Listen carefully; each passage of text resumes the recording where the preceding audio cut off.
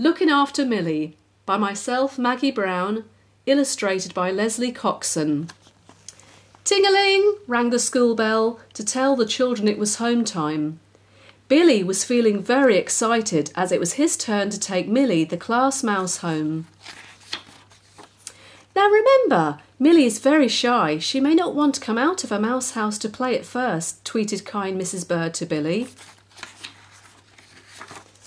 On the drive home, Billy asked Mum if he could play with Millie at home.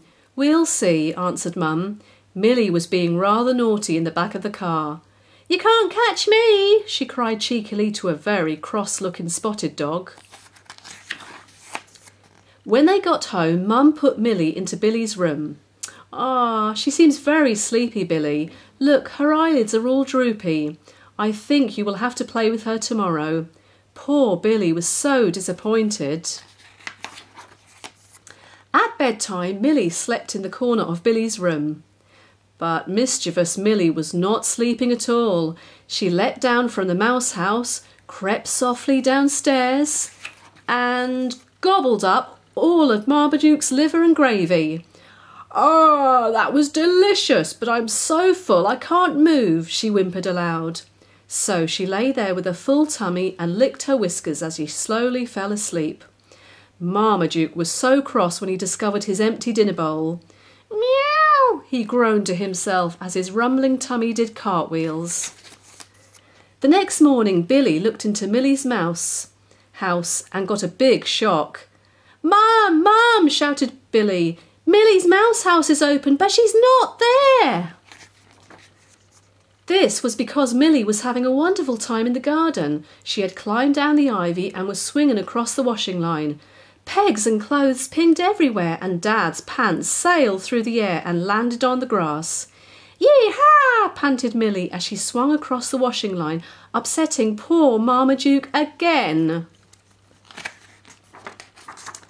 "Dad, have you seen Millie?" Billy shouted loudly from his bedroom. But Dad couldn't hear him because he was listening to the radio and singing to himself while he painted the fence. The garden was a shambles.